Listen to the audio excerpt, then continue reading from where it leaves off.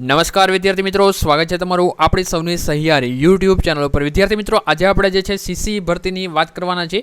CC ભરતી છે એમાં હાલ જે છે એ ખૂબ જ વિકટ પરિસ્થિતિ જોવા મળી રહી છે, કારણ કે જે પરીક્ષા છે ફરી એકવાર CBRTથી પરીક્ષાથી લેવાશે, તો એનાથી અગાઉ આપણે ઘણા બધા ડિસ્પ્યુટ જોઈ ચૂક્યા છીએ। વિદ્યાર્થીઓ સાથે કેટલી બધી તકલીફ થાય છે એ પણ આપણે જોઈ લીધી છે, જેના ઉપરથી કહી શકાય કે અગાઉ આપણે જે પરીક્ષા જોઈ છે એમાં લગભગ જે છે 200થી પણ વધારે પ્રશ્નો જે છે એમાં છબરડા જોવા મળ્યા છે।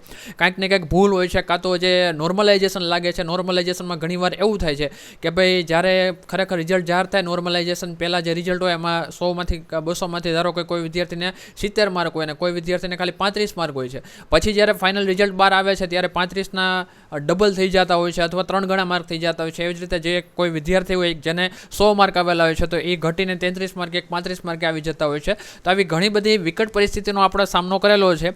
જ્યારે આ સિસ્ટમ એપ્લાય થઈ હતી ત્યારે એક રાહતનો શ્વાસ આપણે લીધો હતો કે ભાઈ ચલો ભાઈ હવે કોઈ પણ પ્રકારનો ભ્રષ્ટાચાર કે ઇન ધ સેન્સ કોઈ પણ પ્રકારના છબરડા જોવા નહીં મળે, કારણ કે કોમ્પ્યુટરાઇઝ પદ્ધતિ થશે।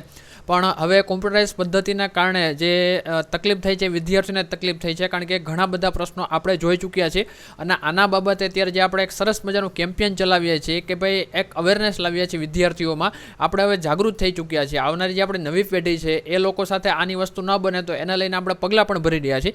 તો વિદ્યાર્થીઓ આ બાબતે છે ભયંકર વિરોધ કરી રહ્યા છે। શું કામ ન કરે? કારણ કે જે પણ આપણી પાસે બાબત આવી છે એના ઉપર એકવાર વાત કરી લઈ, પછી આપણે આગળ વિશેષથી અલગ જે બાબત છે હવે પછી આપણે શું કરવું જોઈએ તો એના વિશે પણ વાત કરીએ છીએ। ગુજરાત ગૌણ સેવા પસંદગી મંડળ દ્વારા લેવાતી આવનારી સિરીઝ ગ્રુપ એ અને ગ્રુપ બીની ભરતી પ્રક્રિયાને સિલેબસની પદ્ધતિની જગ્યાએ એટલે કે CBRT પદ્ધતિની જગ્યાએ OMR પદ્ધતિથી લેવાની માંગ સાથે જે સ્પર્ધાત્મક પરીક્ષાની તૈયારી કરતા ઉમેદવારો છે એમણે કલેક્ટર શ્રી છે એમને CP પટેલ સાહેબ છે એમને આવેદનપત્ર સુપ્રત કર્યું છે।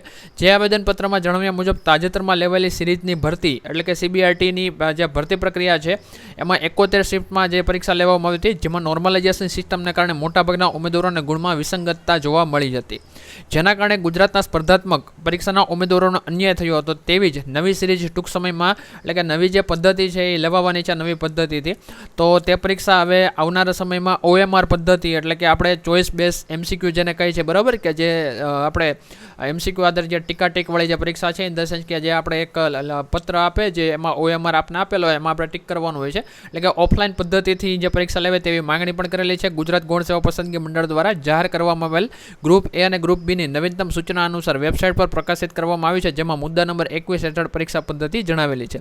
જેમાં તબક્કા આપણે જે અગાઉ પરીક્ષા જોઈ ચૂક્યા એમાં તબક્કા 1ની પ્રાથમિક પરીક્ષામાં 71 અલગ પેપર હતા, પરંતુ પરીક્ષામાં જે CBRT પદ્ધતિનો ઉપયોગ કરવામાં આવ્યો હતો જેના કારણે ગુજરાતના સ્પર્ધાત્મક પરીક્ષા તૈયારી કરતા ઉમેદવારોમાં ભારે અસંતોષ જોવા મળી રહ્યો છે। આ આવેદનપત્રમાં વધુ જણાવ્યું હતું કે સિરીઝની પ્રાથમિક પરીક્ષાની ભરતી પ્રક્રિયા અગાઉની જેમ OMR દ્વારા લેવાય તો તે યોગ્ય રહેશે, જેમાં ઉમેદવારોને યોગ્ય મૂલ્યાંકન મળી શકે અને અન્યાય જે છે ટાળી શકાય છે। ત્યારબાદ વિવાદોના વંટોળમાં અટવાયેલી છે ભરતી, કારણ કે 300થી વધુ મેં 200 પ્રશ્ન કીધા હતા પણ 300થી પણ વધુ પ્રશ્નોના જવાબમાં ગડબડ છે। તાજેતરમાં લેવાયેલી ભરતી પ્રક્રિયા દરમિયાન ગડબડ અને વિસંગતતા અંગે ઘણા સવાલો ઉઠ્યા હતા। ઘણા પ્રશ્નોના જવાબોમાં ગેરસમજ અને ખોટા જવાબોને કારણે ઉમેદવારોને નુકસાન થયું હતું।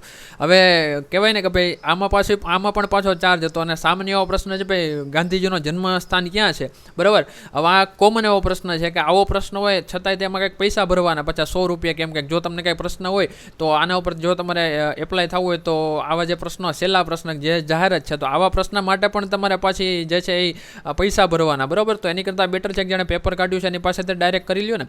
એટલે આ પણ એક જે છે એ થોડુંક ખરાબ બાબત કહેવાય, કારણ કે આમાં તો એવું લાગે ચારે બાજુથી વિદ્યાર્થીનું શોષણ જ થાય છે, રાઈટ। પરીક્ષામાં પૂછાયેલા પ્રશ્નો પૈકી 300થી વધુ પ્રશ્નોના જવાબો ખોટા હોવાનું સામે આવ્યું હતું। આથી મોટી સંખ્યામાં ઉમેદવારોના પરિણામ પર અસર પડી હતી। આ ગેરરીતિઓના ટેકનિકલ સમસ્યાઓને કારણે ઉમેદવારો દ્વારા હાઈકોર્ટમાં અનેક પિટિશન દાખલ કરવામાં આવી હતી, જેના કારણે ભરતી પ્રક્રિયા સમયસર પૂર્ણ થઈ શકી ન હતી અને લાંબા સમય સુધી ઉમેદવારોને રાહ જોવી પડી હતી। તો આવી ઘણી બધી જે વિકટ પરિસ્થિતિ ઊભી થઈ છે અને તમે જોઈ શકો છો આખી જે પોસ્ટ છે આખો આર્ટિકલ છે અહીંયા મેં તમને બતાવી દીધું છે।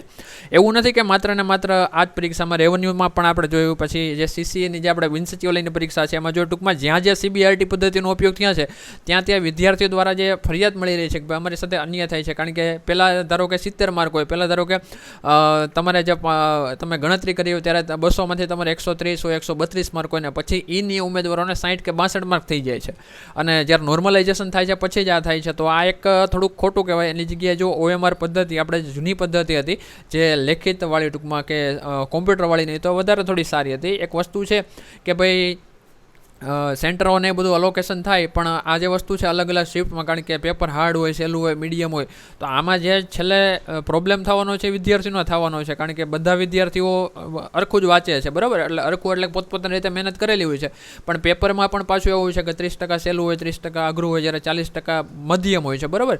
તો આવી રીતે પેપર નીકળે તો બધા વિદ્યાર્થીઓ એકસાથે તરવાઈ જતા હોય છે. આમાં તો જેને સહેલું નીકળે એને થોડા સારા માર્ક આવી જાય, પછી અઘરું નીકળે એને બહુ ખરાબ માર્ક આવે. એટલે આવું થાય એની કરતાં એક જ પેપર હોય ને, એક પેપરમાં જો બધું થઈ જતું હોય તો એ વધારે શ્રેષ્ઠ છે. બાકી તમારું શું કહેવું છે ખાસ આ વિડીયોની નીચે કમેન્ટ કરજો. અને આપણે આની આ વસ્તુ આપણે કન્ટિન્યુ રાખવાની છે. એકવાર લખી દેજો ભાઈ GSSB CCE અને જે છે ચેન્જ ધ પેટર્ન, બરાબર. અથવા આપણે જે છે આ વિડીયો છે એ જે તે લોકો છે, જે પરીક્ષા નિયામક બોર્ડ છે, બરાબર, અથવા તો સરકારશ્રી છે, એમને આપણે વિનંતી કરીએ કે ભાઈ જૂની જે પરીક્ષા પેટર્ન હતી એ જ પરીક્ષા લેવાય. એટલે એક ખાલી કમેન્ટમાં લખી દેજો ચેન્જ ધ પેટર્ન, અથવા તમારું શું કહેવું છે ખાસ કમેન્ટ કરજો. આ વસ્તુ ખાસ કમેન્ટ કરવાનું ન ભૂલતા, ચેન્જ ધ પેટર્ન, બરાબર. આટલું વસ્તુ એક કમેન્ટ કરી દેજો. તો મળીએ છીએ કોઈ નવા વિડીયોમાં. જય હિન્દ, જય ભારત, વંદે માતરમ. ચેનલ ઉપર નવા હોય તો ચેનલને સબસ્ક્રાઈબ કરજો, વિડીયોને લાઈક કરી તમારા મિત્રો સુધી ખાસ શેર કરવાનું ભૂલશો નહીં. મળીએ છીએ કોઈ નવા વિડીયોમાં.